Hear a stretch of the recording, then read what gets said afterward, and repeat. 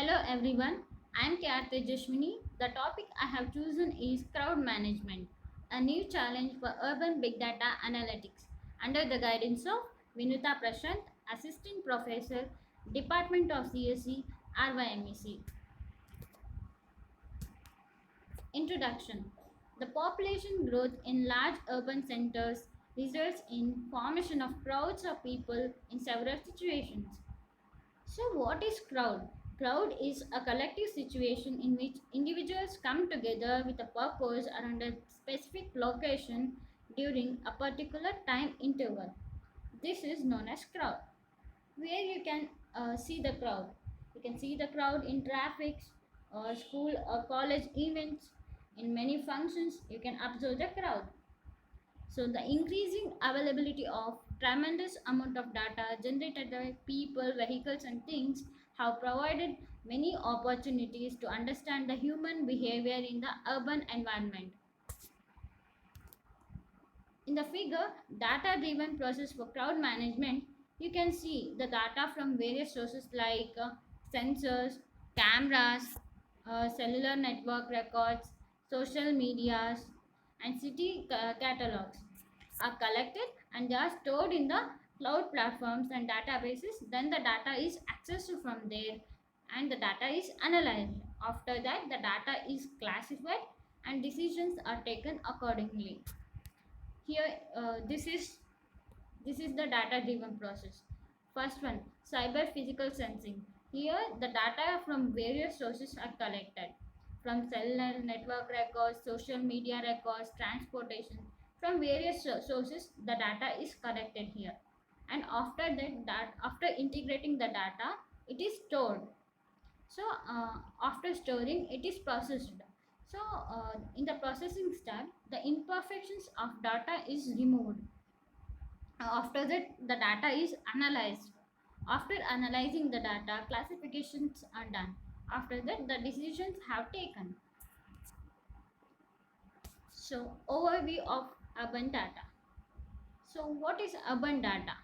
Urban data refers to the set of data generated by several sources in the urban environment. This is known as urban data. Here we come across cellular network records, social media records, and transportation records. So, in the cellular network records, I can give an example of call. So, call detail records are the best example. It contains the information about the location of users, like where the user is making call to other person. So, we will have the record of the user's location. So, CDR entries are metadata recorded when a user is involved in the telecommunication operation, example call a text message. So everything is recorded, even SMS or call. Here we can have both real time and historical data of users. So generally CDR record contains ID of users. First one will here CDR entries contains the ID of users and the timestamp of the operation, timestamp of the operation and the ID of the base stations where the mobile users are registered. So, social media records. Location based social media system enable the study of cities' dynamics and its social behavior on a large scale, providing urban data much more quickly than traditional sensing method. So, social media. I can give example of Instagram, Facebook, and Twitter. So, uh, nowadays, almost everybody is using these apps. When any people install this app, it will ask to enable the permission of locate. It will ask to enable the location permission. So here we can easily get data comparatively, like compared to sensing methods, we can get the data easily. So in this type, whenever users make a post, there will be possibility of sharing their geolocation also. So we can get the data easily. Transportation records. These consist of all data acquired from the public and private transportation systems of a city. Here we have individual and collective data of people and vehicles. For instance, a transport monitoring camera can provide real-time and historical data of the traffic situation.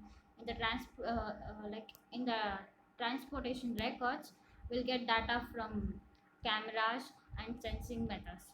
So, in many cities, access to buses and train stations is controlled by smart cars. This helps in obtaining the data. Even though it forms crowd, we can't avoid this, but we have to manage the situation. Let us move on to advantages of crowd management. Cellular network records, coverage of large areas. Of course, everybody is doing call nowadays. Nobody is sitting simply, right? Like, there will be more number of users. So large number of users, no additional cost for data collection. Here nobody is paying money for collecting the data because user voluntarily performing this call operation, right? So data collection is more easy. Social media records, coverage of large areas. Everybody, almost everybody is using social medias all over the world. Large number of users, availability of APIs and web crawlers for data collection. Then what is web crawlers?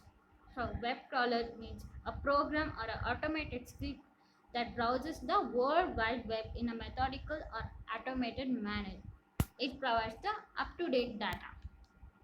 Transportation records.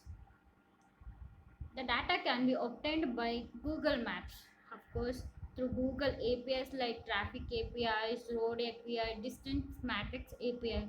We can obtain data from different APIs or web crawlers. Here, public vehicles have no privacy issues to collect data. Tracking people and vehicles can be done more exactly. Reduced cost because it uses the infrastructure itself to collect data. Future scope. Even though user not making any call, the CDR entries should be logged to avoid the restriction for data. So the choice should not be given to user to share location. Location should be shared automatically. Average coverage of the infrastructure should not be conditioned in transportation. There will be restriction there will be no transportation facilities for some places, right? So it should be avoided so that availability of data will not be restricted and outdated vehicle data should be avoided. There should be increase in the availability of records even though privacy and battery consumption make it difficult for users to create them. So it should not be smaller scale with respect to users when compared to call detailed records. Poorly formatted data can be reduced because we collect the data from various sources, right? There will be imperfections in the data. So poorly formatting of data should be reduced. Recruitment of volunteers to participate in the data collection should be increased. Let us move on to challenges. Data processing and management, privacy and security, detecting crowd situation, crowd density estimation, localization and spatial coverage. These are the challenges. First challenge is data processing and management. How to process the data, how to remove the imperfections in the data, and how to manage it. So, all data types discussed above have constraints such as limited amount of users and temporal and spatial coverage. So, a strategy to overcome these problems have better representatives to combine different data sources, adding more value in terms of scale. So, if the data is combined from different sources, so it will give more meaning, semantic meaning. So, thus, heterogeneous data collection from like various sources. Heterogeneous data fusion is a promising technique to deal with problems that appear in crowd management. If we combine the data from various sources, it results in data quality. Of course, the data from sources to sources, data quality differs. So, imperfection, conflicting data, and data sparsity. So, these are the problems we face when we combine the data from different sources. privacy and security in crowd sending. In general, the obtained data are strongly related to human participation. So, we need to preserve people's privacy and security, and we need to motivate their participation and make data publicly available while ensuring their privacy and security. There are some solutions for this based on anonymization. It means it removes the personally identifiable data from the datasets. Multi-party computation. It creates method for parties to jointly compute a function over the inputs keeping private.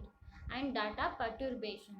It adds the noise to datasets, allowing individual records confidentially. But these will fail in several aspects depending on the data type. So, almost all data types need high attention to privacy and security except the city catalog data type because it will only store the general information.